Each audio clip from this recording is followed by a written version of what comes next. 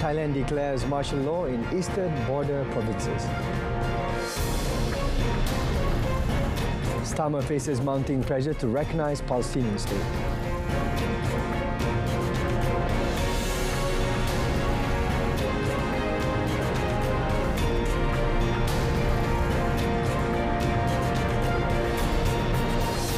Hello, good afternoon and salam Malaysia Madani. Thanks for joining us. I'm Syed Samsudin and you're watching World Today.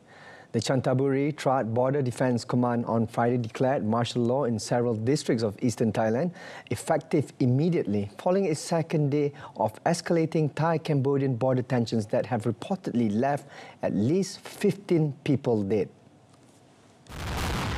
Deputy spokesperson for the Royal Thai Navy, Rear Admiral Parataj Ratan Chaipan, clarified that the imposition of martial law in parts of Chanthaburi and Trat provinces is intended to grant the military full legal authority to maintain peace and order, while assuring the public that daily life may continue as usual. He stated that the growing tensions along the Thai-Cambodian border have raised concerns for the safety and security of residents in the affected regions. Parataj added that in response, the Border Protection Command has exercised its authority under the Martial Law Act of 1914 to extend martial law to specific inland districts in both Chanthaburi and Trat. He also emphasized that residents in the affected districts can continue their daily activities as normal, as has been the case in other areas where martial law has previously been enforced. The leaders of Germany, France and United Kingdom call on Israel for immediate action to lift aid blockade on Gaza as 221 UK lawmakers call on their government to recognise Palestine. As pressure mounts on UK Prime Minister Keir Starmer to take concrete action amid Israel's war on Gaza, some 221 MPs from across the political spectrum signed an open letter on Friday calling on Starmer's Labour government to recognise a Palestinian state in advance of a United Nations conference on Palestine next week. The letter also reads that the United Kingdom's recognition would have a significant impact due to its historic connections and membership on the UN Security Council. MP Sarah Champion said parliamentarians from 9 political parties were among the signatories, including Labour, the Conservatives, the Liberal Democrats, SNP and the Greens. The latter comes as public anger is growing in the UK and around the world over Israel's continued bombardment and blockade of the Gaza Strip, which has spurred a deadly starvation crisis. Malaysia unreservedly condemns a recent motion by Israel to annex the occupied West Bank, describing it as a provocative act and an outright disregard for the legitimate rights of the Palestinian people. The Foreign Ministry said the Zionist regime's decisions on 23 July constitutes a blatant violation of international law, including the 4th Geneva Convention. Wisma Putra said Israel further violates several United Nations Security Council resolutions, namely Resolutions 242, that invalidate any attempt to legitimize the regime's illegal occupation of the occupied Palestinian territory. The ministry added that this decision is another provocation and clear manifestation of the regime's blatant disregard for the Palestinian legitimate rights to self-determination, rights to return and rights to resist occupation as enshrined in the UN Charter. The regime's continuous aggression is also emboldened by decades of impunity and lack of accountability for its actions in the Palestinian territory. Malaysia called on the international community and the UN to reject the motion unequivocally and to take concrete steps to halt Israel's systematic violation of international law. In another development, Wisma Putra said no Malaysians were on board Angara Airlines Flight 2G2311, which crashed during its final approach to Tanda Airport in Russia's far eastern Amur Oblast on 24th July. The Foreign Ministry in its statement said this was confirmed by the Malaysian Embassy in Moscow. The ministry extends its deepest sympathies and heartfelt condolences to the bereaved families and all those affected by this tragedy. The aircraft, en route from Ignativo Airport to Tanda Airport, reportedly went down during its final approach to Tanda, killing all 48 people on board, consisting of 42 passengers and 6 crew members. Russian news agency reported the ill-fated An-24 aircraft caught fire during its descent and no survivors were spotted during an aerial inspection of the site. Setia began to show signs of recovery on Friday following a week of deadly clashes that shook the southern Syrian city. However, residents say they continue to face severe shortages of essential supplies, including food, water and electricity. Queues formed outside bakeries as people waited for bread amid an ongoing wheat shortage that has deepened the crisis. حلق ما في أفران ما في طحين ما في طحين حاربونا من جميع الجهات الله لا يوفقهم. الناس محتاجة مي والناس محتاجة أكل والناس محتاجة محروقات والناس محتاجة كهرباء. اليوم أهل البلد عم تفزع لبعض البعض، اللي عنده كسرة خبز عم يوزعها على الناس اللي حواليه. أنا في إلي بيت شرقي الأرصاد الجوية، فاتوا علي مجموعة 16 واحد، حرقوا دمروا ما سألوا مين أنا. The aftermath of the violence remains visible across the city. Damaged shops and buildings line the streets, while charged Syrian army tanks serve as a stark reminders of the recent unrest. At least 903 people were killed in the sectarian bloodshed after clashes between Druze militars and Bedouin tribes spilled into ferocious fighting between the Druze and government forces sent to quell the unrest. Though the WHO has managed to deliver 2 convoys of aid in the last week, access remains difficult because tensions remain between the group controlling various parts of Setia governorate.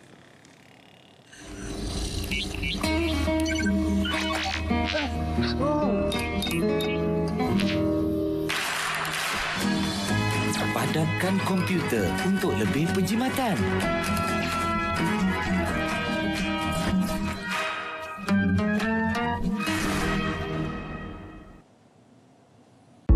Malaysia antara 10 negara dengan kadar transplantasi terendah di dunia pada tahun 2021.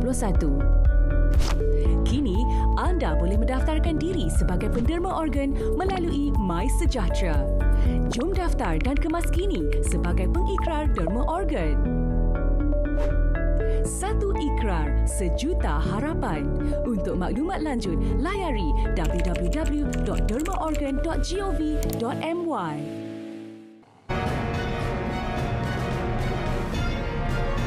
Up next, India pledges $565 million to Maldives to boost infrastructure.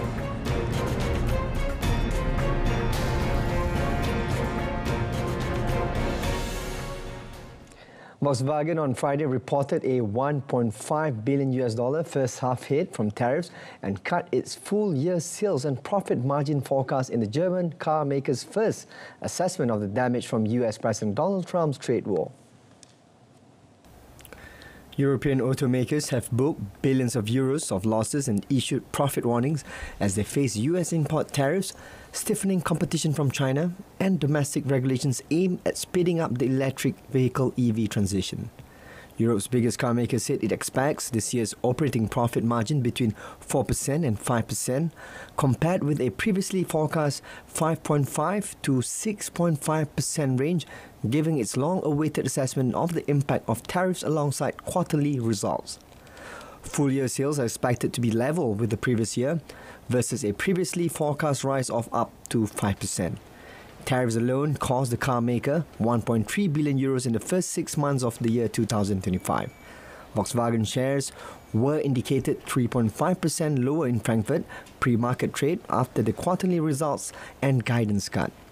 Volkswagen and its competitors are pressing European trade negotiators to strike a deal to reduce a 25% punitive tariff they have faced in April. One industry proposal is to use their US investment and exports as leverage to soften any blow.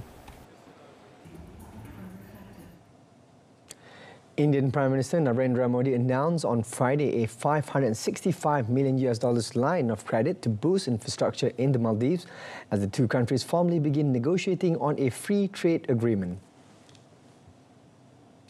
Modi and Maldivian President Mohamed Muizzu exchanged a cordial embrace before proceeding to an official welcome ceremony in the capital. Modi was also honoured with a traditional military procession, after which he and Muizzu convened for bilateral talks alongside delegations from both nations.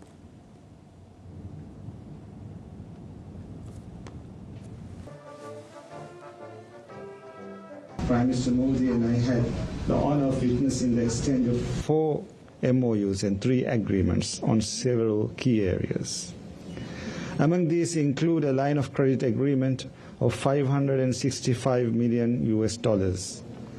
This LOC will be utilized for priority projects of my government across key sectors including defense, sports, healthcare, education and housing. Meanwhile, Modi affirmed India's commitment to remaining a trusted friend of the Maldives, underlining plans to strengthen defence cooperation and jointly combat shared challenges such as climate change. The announcements are part of PM Modi's 2-day visit to the Maldives, where he will join in marking the country's 60th Independence Day. Honduras is threatened by a surge in COVID-19 cases, prompting the government to reinstate the mandatory use of face masks in crowded public spaces. According to the Health Ministry, this follows an over 20% increase in infections in recent weeks. Residents in Tegucigalpa wearing face masks again due to a spike in COVID-19 cases, with 261 confirmed infections reported so far this year.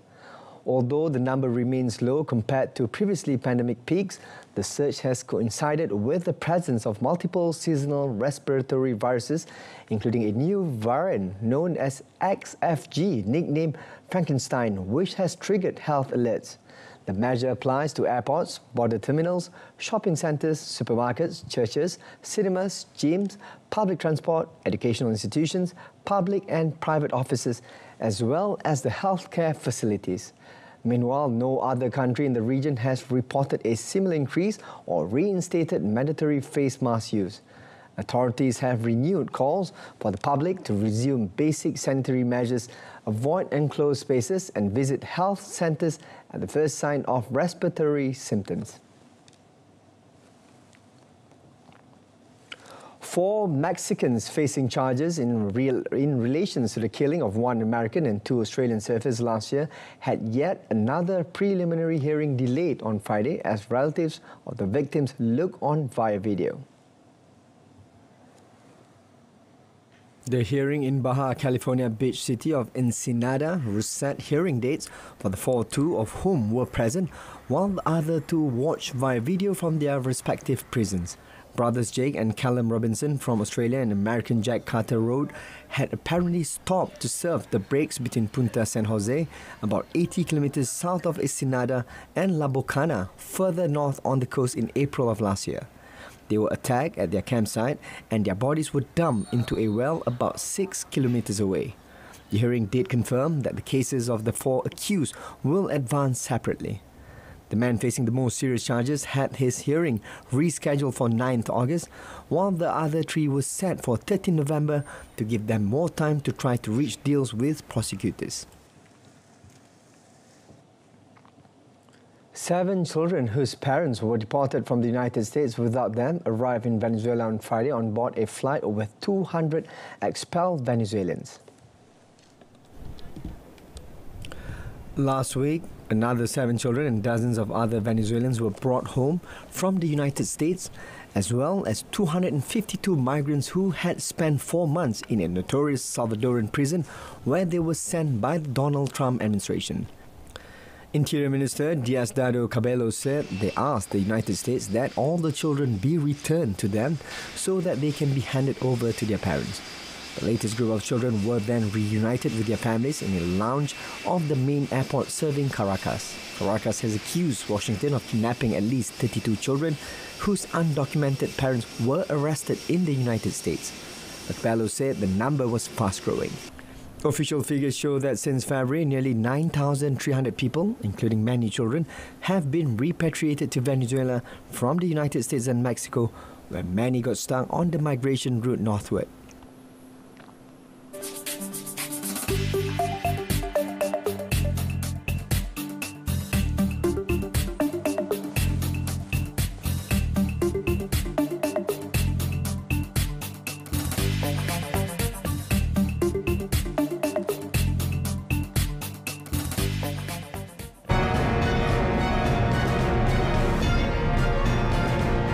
Coming up, Aaron and Wu Yik crushed compatriots to reach China Open semis.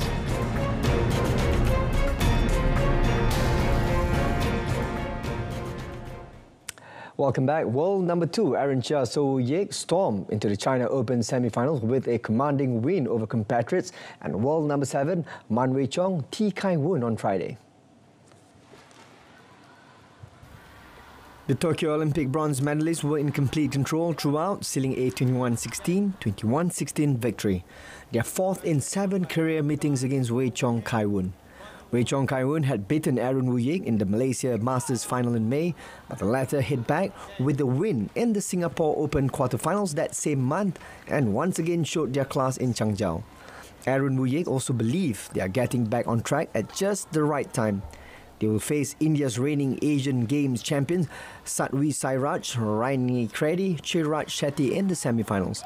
Aaron Wu Yik's commanding 10-3 head-to-head record against Satwik Chiraj should give them confidence heading into the semi-final of the Super 1000 tournament.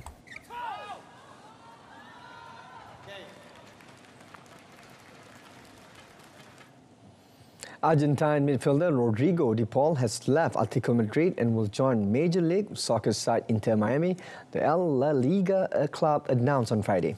De Paul will join his compatriot and friend Lionel Messi, with whom he has won 2 Copa America titles, a Finalissima and the 2022 World Cup. The 31-year-old made nearly 200 appearances in 4 seasons under fellow Argentine coach Diego Simeone, but leaves the Spanish capital without silverware. De Paul leaves the Colchonero club right after his best season since arriving in 2021, when the club paid 35 million euros to Udinese. In this last season, he played 53 official matches, starting 41 of them with a record of 3 goals and 9 assists. His impact in the Roji Blanco midfield was significant, becoming a key piece in Simeone's system. Despite an inconsistent start during his first 3 seasons at the club, De Paul grew progressively, reaching his best form in the 2024-25 season. However, neither his recent growth nor Simeone's explicit desire to keep him in the team were enough to prevent his departure. His contract was set to expire in 2026, but there were no signs of a renewal. De Paul made his debut for Argentine club Racing Club in 2012 and has also played for Valencia.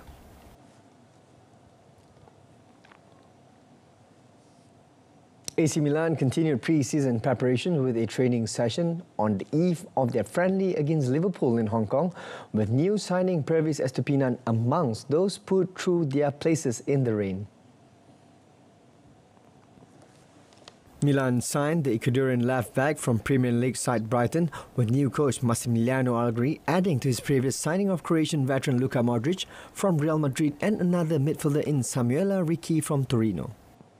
Speriamo velocemente di diventare una squadra, direi che ci sono tutti gli ingredienti, che comunque è un gruppo veramente di ragazzi che segue, che vuole lavorare. Ripeto, come ho detto all'inizio della stagione, è un gruppo che ha giocatori di ottima qualità, quindi piano piano dobbiamo innanzitutto conoscersi e soprattutto migliorare quello che è il lavoro di squadra. Milan began their pre-season with a 1-0 loss to Arsenal in Singapore on Wednesday, and after Liverpool travelled to Australia to face Perth Glory on 31st July before further friendlies against Leeds on 9th August in Dublin and Chelsea on 9th August at Stamford Bridge. Thymen Arensman claimed his second victory in this year's Tour de France when he benefited from Top Gun's waiting game to prevail in the 19th stage, the last mountain trek of the race on Friday. The Ineos Grenadiers rider, whose team have been facing doping questions related to their glorious days as Team Sky, went solo in the final climb to La Planche before crossing the line, 2 seconds ahead of Jonas Vingegaard and Tadej Pogačar, who was second and third respectively. Slovenian Pogačar retained the overall leader's yellow jersey and lead Vingegaard by 4 minutes, 24 seconds going into the final 2 stages, and is widely expected to win a 4th title if he avoids a major incident. German's Florian Lipovitz took 4th place on the shortened stage to cement his 3rd place overall, stretching his advantage over 4th place Oscar Onley of Britons by 41 seconds to 1 minute and 03 seconds. It would have taken a colossal coup from Vingegaard to topple Pogačar on the final mountain test in the Alps, but the rider only tried within the last 100 meters to take 2 seconds off the Slovenian's lead, with Pogačar emerging as the puppet master of the peloton. Russian 8th seed Daniil Medvedev was left smashing his gear in frustration after a 3-set loss to unseeded Frenchman Corentin Moutet in the quarterfinals of the DC Open Friday in Washington. Medvedev, whose ATP ranking has slipped to number 14 in the world, cruised through the first set before losing the next two to fall to number 59 ranked Moutet 1-6, 6-4, 6-4. Medvedev committed 10 double faults, including one on a break point that gave Moutet a 5-4 lead in the second set. Moutet will now face 7th seed Alex de Minaur in Saturday's semi-final after the Australian got past American 14th seed Brandon Nakashima 6-4, 6-4. In the two late quarterfinals, Americans Ben Shelton and Franz Tiafoe will face off, and top seed Taylor Fritz will take on Spaniard Alejandro Davidovich Fokina. 2 sets to love, 6-4, 6-4.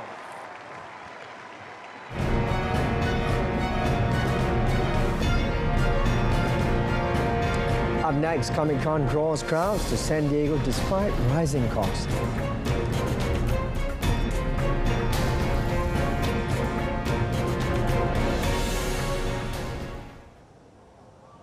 A colossal $80 popcorn container shaped like Marvel's planet devouring villain Galactus is offering a unique twist on movie snacks. During its unveiling in Los Angeles, the container drew excited fans to the TCL Chinese Theatre and set a Guinness World Record.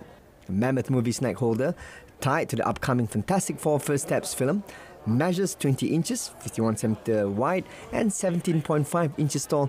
It boasts a capacity of 10 liters, enough to satisfy even Galactus' cosmic appetite. Here at this wonderful theater, you can actually buy the biggest popcorn bucket ever in the world. That is the Galactus popcorn bucket from Fantastic Four First Steps. This is $80. It's massive at 20 inches wide and 17.5 inches tall. Carries 341 ounces of popcorn. Now, it has a beautiful detail with metallic finish and piercing bright blue LED eyes. And you can purchase it here right at the TCL Chinese Theater.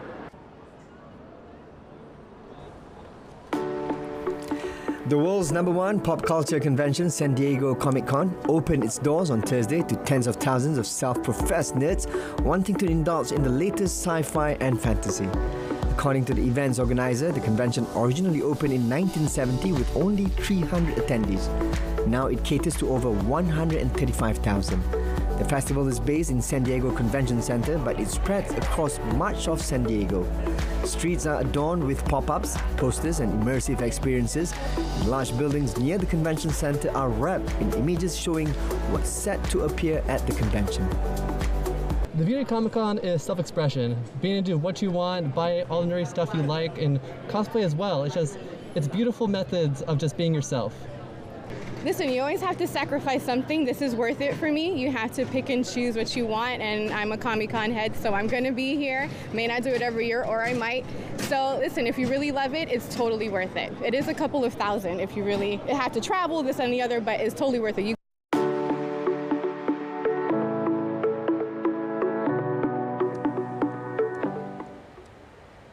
It has been more than a century since the Titanic sank on its maiden voyage in 1912. However, the ship's lore continues to influence pop culture and even attract ill-fated expeditions like the OceanGate submersible disaster. Now, the Spanish company Madrid Artes Digitales has turned the Titanic into an immersive experience, complete with virtual reality elements, 360-degree projections and a metaverse walk. After making its mark in Madrid, the Legend of the Titanic opens its doors in London from 25th July onwards. The 120-minute experience plays out as a journey following the fictional Callaghan family, starting with the ship's construction at Belfast's Hartland and Wolff shipyard and following up to its iceberg crash. Audiences are teleported back in time with virtual reality headsets as they witness a recreation of the Titanic's in-house orchestra, who were believed to have played till their last breath even as the ship sank. Audiences participating in the metaverse experience get to explore animated replicas of the ship's third-class quarters, luxury suites, engine rooms, radio stations, and finally, the open deck where they are greeted by Titanic Captain Edward Smith. Between the visual elements, visitors can also witness a display of artifacts from Titanic survivors, the Titanic contemporary ships, and even props from James Cameron's 1997 blockbuster Titanic.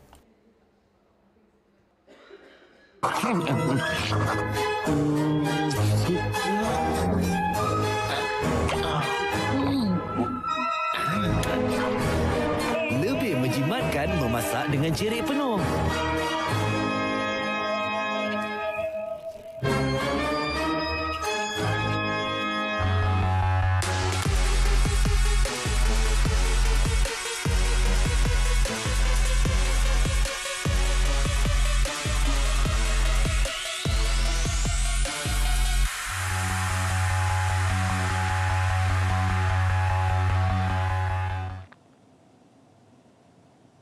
That concludes today's edition of World Today. In our top story, Thailand declares martial law in eastern border provinces. Till then, I'm Sahih Samsudin, Malaysia Madani, Rakyat Disantuni. Thank you for watching.